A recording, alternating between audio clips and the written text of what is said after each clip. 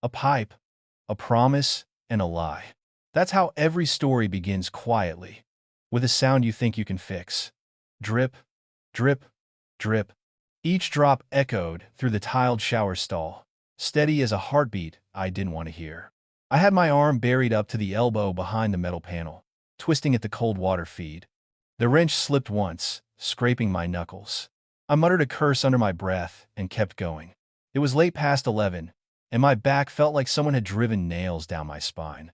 I could have called a plumber, sure, but there was something stubborn about me. I liked fixing things myself. It made me feel in control of the house, the bills, the people inside it.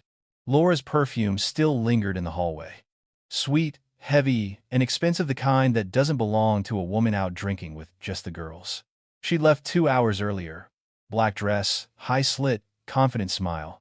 "Don't wait up, babe," she'd said, pressing a light kiss on my lips. "Girls' night only." I'd smiled back, teasing. "You sure the bartender's safe tonight? You and margaritas are a dangerous mix."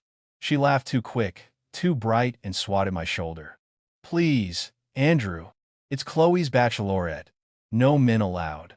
But now, crouched under the hiss of the leaking pipe, I kept hearing that small pause before she'd answered. The kind of pause people make when they're double-checking their lies. 15 years of marriage teaches you a person's tells the tilt of a phone screen when you walk in. The sudden laughter you're not invited to hear.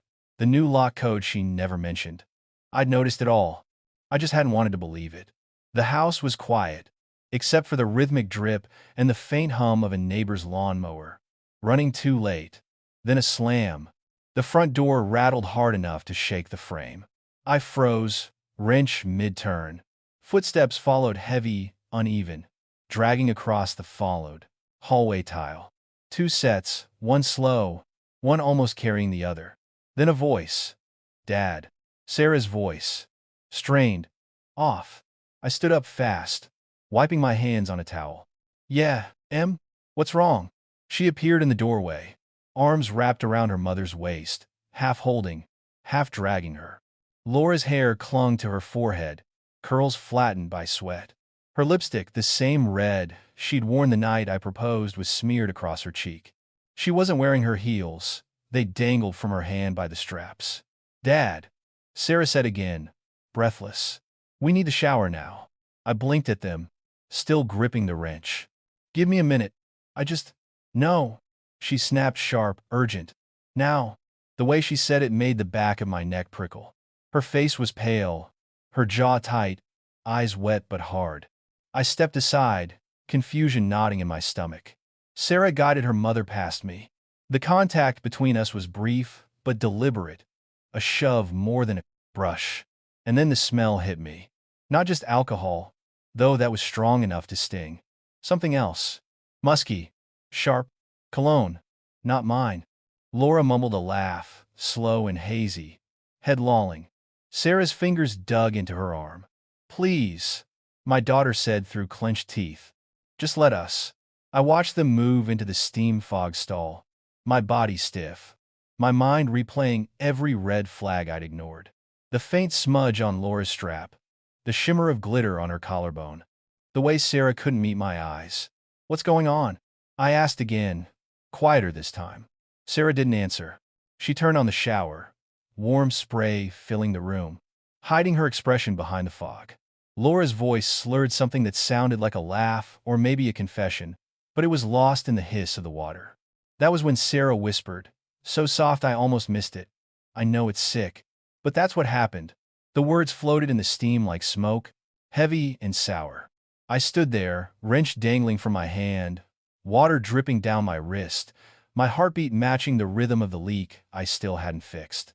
Whatever she meant, whatever had happened tonight, it was about to break this house open for good. Steam filled the bathroom like a fog that didn't want to leave. Sarah stood under the showerhead with her mother, guiding the water over Laura's shoulders as if washing away a crime scene.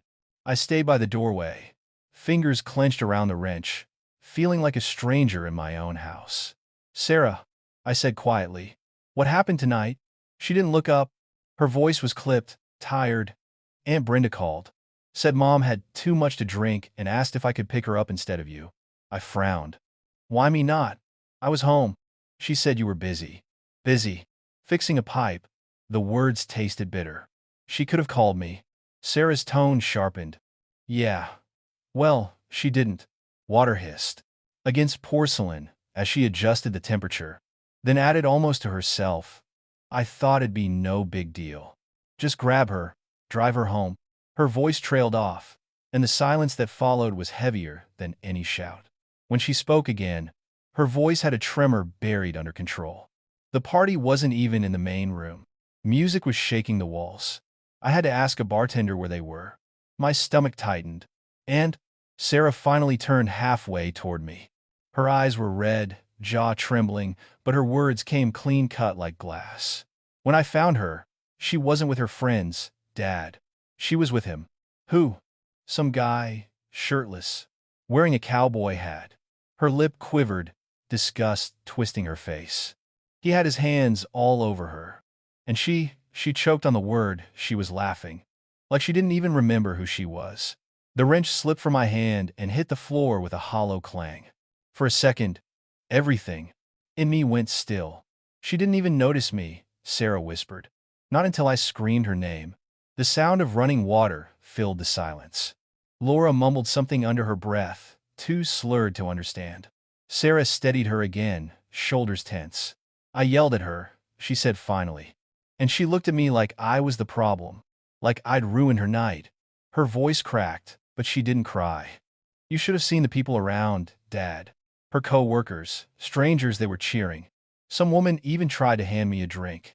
I could almost see it as she spoke. The flashing lights, cheap liquor, the smell of another man's skin. 15 years of marriage reduced to a scene I'd never unsee. My voice came out lower than I meant. Did she say anything? Sarah shook her head. Just laughed. Said I should relax. That it was harmless. Harmless. The word hit me harder than any confession. My hands curled into fists. And that guy, Ryan, gone before I got her out, she cut in. And she was too drunk to walk straight.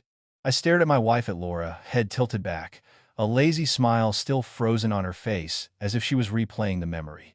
Her skin shimmered with water, lipstick smudged into the shape of guilt.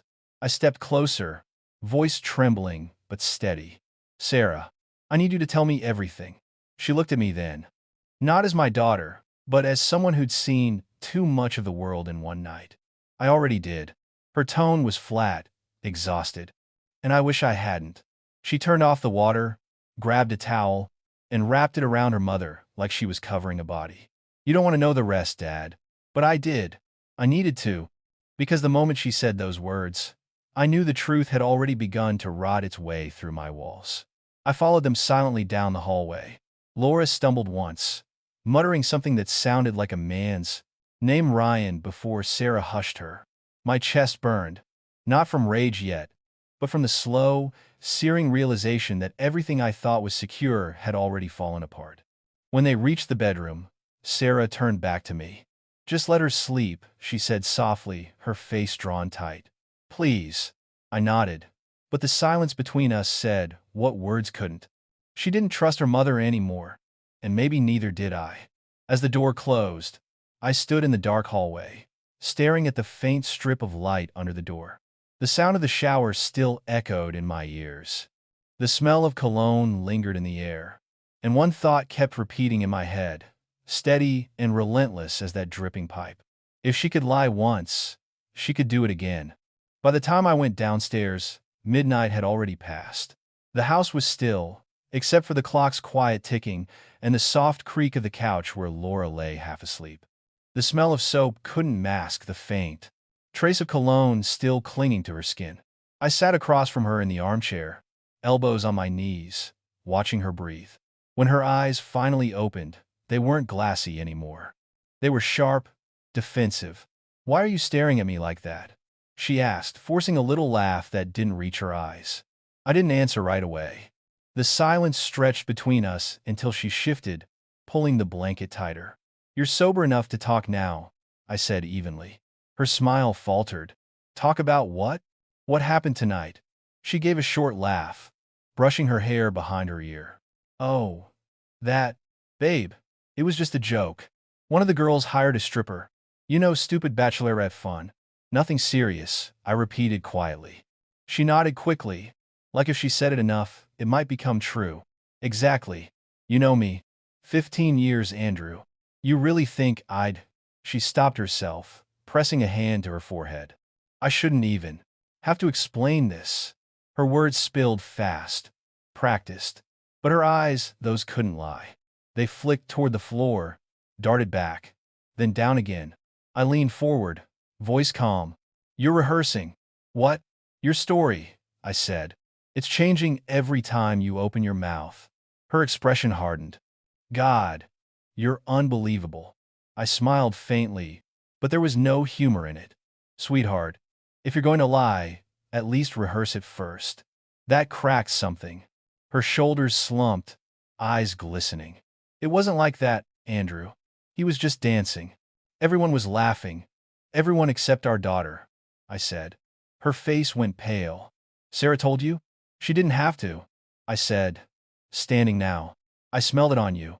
The cologne, the lipstick that wasn't yours, the dress with the torn strap, the man's name you mumbled in your sleep, Ryan. She blinked, stunned that I'd noticed everything she thought she'd.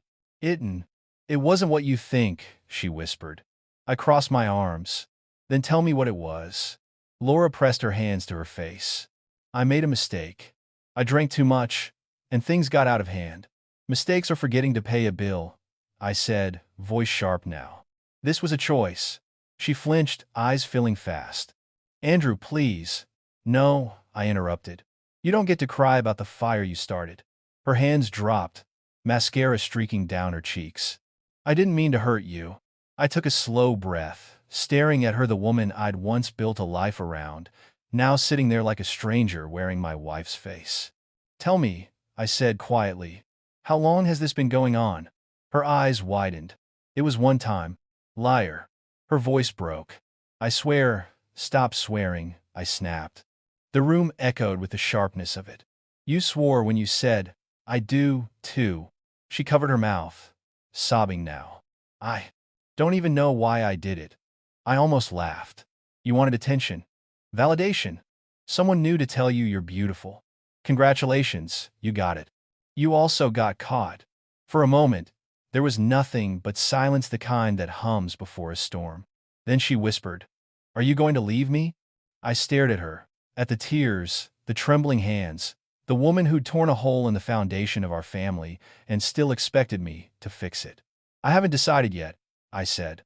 That was the truth. Because anger was easy. What came after wasn't. Later that night, when she finally passed out on the couch, I sat in the dark with the TV off, my mind replaying her words on a loop. It wasn't what you think, it was a mistake.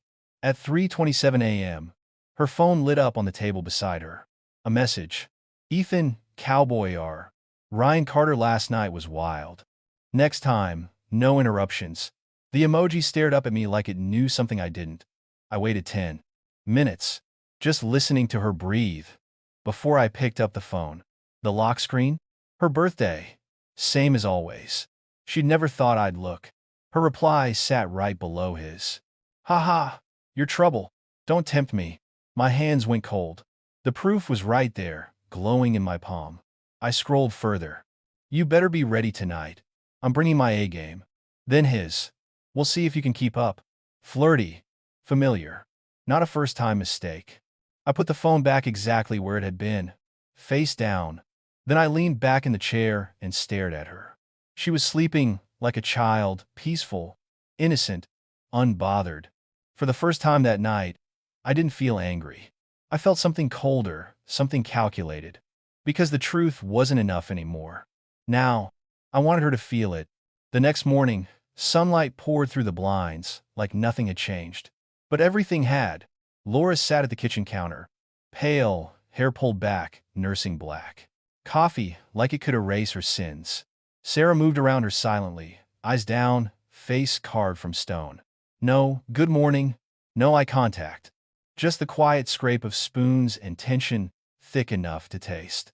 I watched from the doorway, memorizing the scene, the calm before the storm.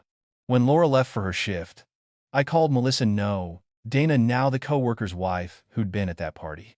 Hey, Dana, I said, keeping my tone casual. Just checking in about last night's bill. Did they split it? She laughed. No, the maid of honor paid for everything. But your wife, wow, she was the life of the party. My jaw tightened. Oh? Yeah, Dana continued, oblivious. All over that cowboy. I thought he was going to throw his back out, trying to keep up with her. I forced a chuckle, the kind you give when you're bleeding and don't want anyone to see. Guess she had fun. When I hung up, I sat there for a full minute, staring at the wall. All over, that cowboy. There it was, the last nail in the coffin. By the afternoon, I knew what I had to do. Not scream, not throw her out. No, that would make me look like the villain in her story. I was going to dismantle her quietly, one calm, deliberate move at a time. That evening, while she was in the shower, I went to her closet. The red dress hung there, strap torn, faintly scented with his cologne. I lifted it to my face. The smell hit me like memory. Sweat, perfume, another man's skin. Proof. I put it back carefully. No theatrics, no damage.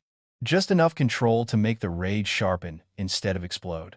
Then I opened my laptop and started moving money. Separate account, new bank. Small transfers. Quiet. Control was coming back to me, one transaction at a time. 3 days later came the family barbecue. Her cousin's annual summer event, everyone was going to be there. Perfect.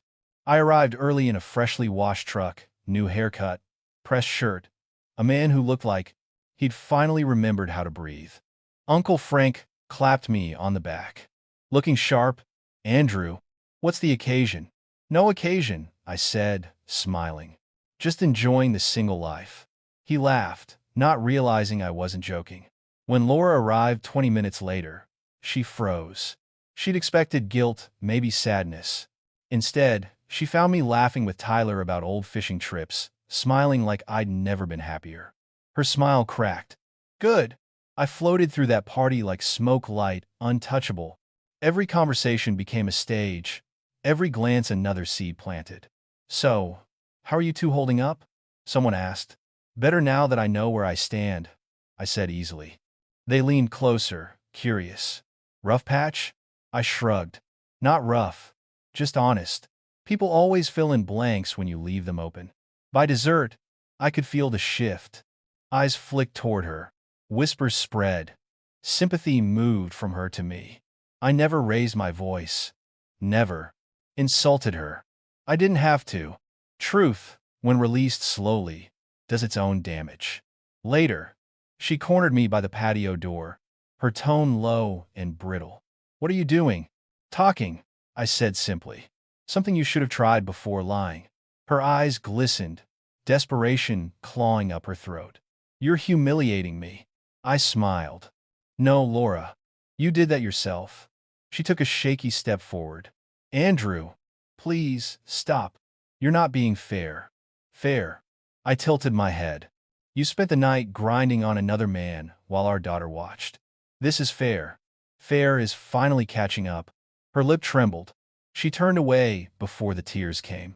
I didn't follow.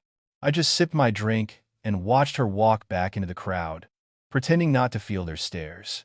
That was the thing about revenge. Done right, it doesn't need fire. It only needs patience. By the next week, the whispers had become facts.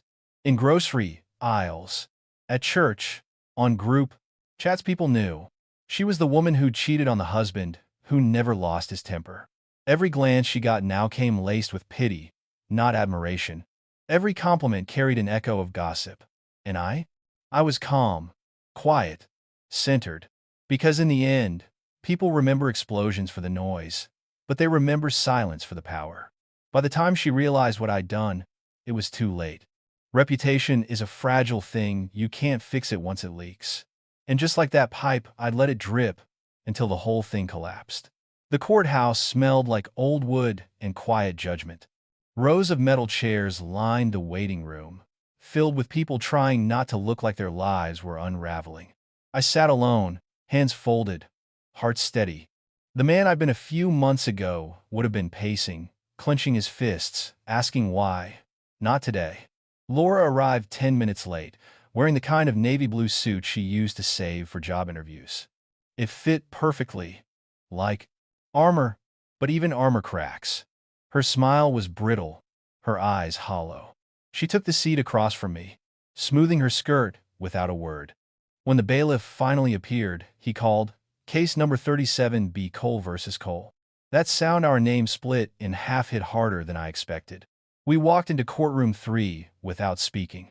Judge Harper, mid-50s, calm but sharp-eyed, glanced up from the file in front of her. "We're here to finalize the divorce between Andrew and Laura Cole. Are both parties prepared to proceed?" "Yes, Your Honor," I said, voice steady. Laura nodded faintly. "Yes." Her lawyer began the dance. "Your Honor, my client sacrificed her career to build this household. She's asking for reasonable alimony." I kept my expression calm, though every word felt like sandpaper. Sacrificed. That was the word they always used to rewrite betrayal into tragedy. When it was my turn, I stood. "Your Honor," I began, my voice low but clear. 15 years of marriage deserves respect. Loyalty is the foundation of every relationship. What my wife did wasn't a mistake, it was a choice. I placed a folder on the desk. Screenshots, witness statements, Sarah's handwritten account. "I'm willing to support a fair settlement," I continued. "But I cannot and will not reward deceit." The courtroom went silent, except for the rustle of paper, as Judge Harper flipped through the evidence. Her expression didn't change, but the air in the room shifted. She looked up, eyes meeting mine. "Mr. Cole, your position is noted and reasonable." When she turned to Laura, the space between us felt infinite. Laura tried to speak, voice trembling. It wasn't, but the judge raised her hand. "Mrs. Cole, please. You'll have your counsel reply in writing." Just like that, it was done. The gavel came down once, soft but final. Divorce finalized. Alimony denied. This court is adjourned. Laura's shoulders sagged like the last piece of her head caved in. For a moment, I almost pitied her. Almost. We walked out in silence. On the courthouse steps, she stopped, eyes glossy, the wind catching the edges of her hair. "Andrew," she whispered, voice cracking. "Can we at least talk?" I looked at her for a long moment. "Talk about what?" "About us," she said. "About what's left." I took a slow breath. The kind you take before letting something go. "What's left," I said quietly, "is what you destroyed." She swallowed hard, tears spilling fast. "You really won't forgive me?" "Forgiveness isn't the same as pretending nothing happened." I stepped closer, my voice softer now, almost kind. "Loyalty is a one-way street, Laura. You walked off it. Don't expect me to follow." She covered her mouth, breaking down there on the steps, the wind scattering her hair like a storm. I didn't wait for her to recover. I turned and walked away. The courthouse fading behind me like a bad dream finally waking up. Outside, the evening sun stretched across the city in long, gold beams. I stood at the curb for a moment, breathing in air that didn't feel heavy anymore. My reflection in the window beside me didn't look broken. It looked rebuilt. 15 years, a home, a family. And yet, what hurt most wasn't losing her. It was realizing how long I'd been trying to save something already dead. Back home, Sarah met me at the door. Her eyes searched mine, quiet but understanding. "It's over," I said simply. She nodded. "Good." For the first time in months, the house didn't feel haunted. No whispers, no tension, just peace, and the faint hum of the repaired pipe in the bathroom, dripping no more. I walked inside, placed my keys on the counter, and finally exhaled. The silence didn't feel empty, it felt earned. In the end, I didn't lose a wife. I lost a liar. And sometimes, losing the wrong person is how you finally find yourself again. Thank you for listening. If you believe in second chances and strength after pain, don't forget to like, share, and subscribe. Every click helps us bring more real stories to life.